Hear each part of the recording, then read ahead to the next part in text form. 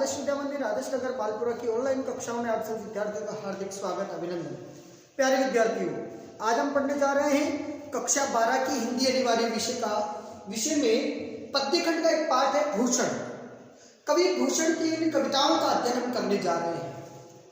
चूंकि एक शब्द सामने आता है रीतिकाल, और बात करें रीतिकाल के काव्यधारा की, तो रीतिकाल के काव्यधाराओं में 3 कवियों की बड़ी महत्ता है, जिनमें से एक नाम है बिहारी, दूसरा केशव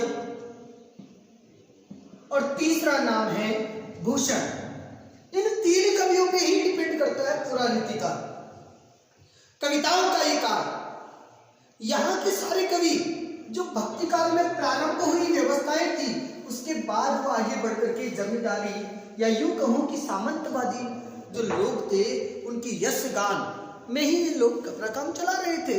आपने बिहारी का दोहा पढ़ा होगा कि कैसे उन्होंने जैसी कुछ अपने सही राह पे लाने के लिए कवि काव्य जो है, एक पद जो है उन्होंने लिखा, नहीं पराग नहीं मधुर मधुर नहीं अली काल अली कली शिव बंदेव आगे को निपाल। ये कहकर के बिहारी ने जैसी को समझाया।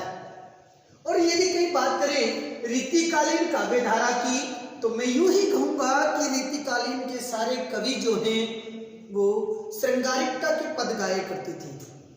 रीतिकाल के सारे कवि जहां वसंत की सौंदर्य को और नायक और नायिका की सौंदर्यता को अपने काव्यों का विषय बना करके लोगों के सामने परोस रहे थे, जहां श्रृंगार का बोलबाला बहुत अधिक था, जहां हर कवि केवल प्राकृतिक सौंदर्य, नायक सौंदर्य या नायिका सौंदर्य की बात करता था, तो वहीं उस रीतिकाल में यदि किसी व्यक्ति ने ओज और वीर की बात कही है, वीरता की बात कही है, तो वो कही है भूषण ने।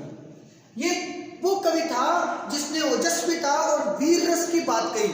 और ये देखिए कि कहते हैं कि श्रृंगार रस जो होता है, ब्रज भाषा का सबसे बड़ा गहना यदि कोई है, ब्रज भाषा का सबसे बड़ा आभूषण यदि कोई है, तो वो है श्रृंगार रस।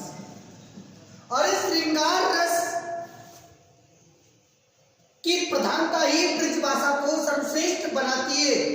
उस भाषा में यदि किसी व्यक्ति ने वीर रस का प्रयोग किया हो और वीर रस का प्रयोग करके उसकी गुणवत्ता को, उसकी कहीं ना कहीं क्षमता को वृद्धि करने का काम यदि किसी ने किया, तो वो तो थे हिंदी साहित्य के रीतिकालीन काव्यधारा के सर्वश्रेष्ठ कवि भूषण।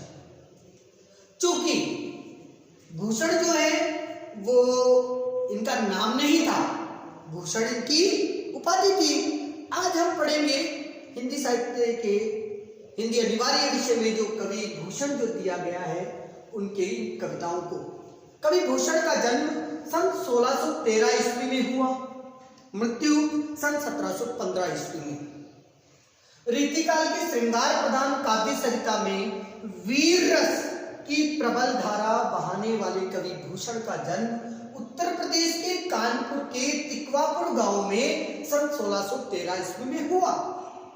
उनके पिता रत्नाकर त्रिपाठी थे और इनका मूल नाम था, देखिएगा इनका मूल नाम क्या था, घनश्याम था।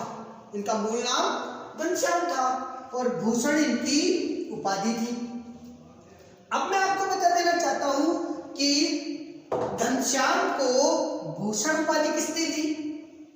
तो चित्रकूट के एक राजा हुए हैं, चित्रकूट के एक राजा है जिनका नाम था हृदयराम। क्या नाम था? हृदयराम। चित्रकूट के राजा हृदयराम जो है, उनके पुत्र थे रुद्र। उनके पुत्र रुद्र ने ये इनको उपाधि दी थी। किसने दी थी? चित्रकूट के राजा हृदयराम के पुत्र रुद्र ने।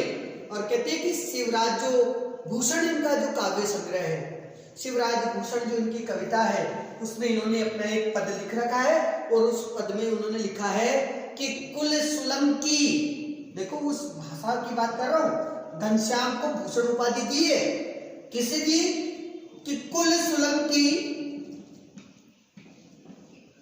सोलंकी चित्रकूट, ये शिवा बाबू जो शिवराज भूषण उनका काव्य है उसमें लिखा हुआ पद है जो मैं लिख रहा हूं। शिव कुलंकी चित्रकूट पति साहसशील समुद्र, पति साहसशील समुद्र,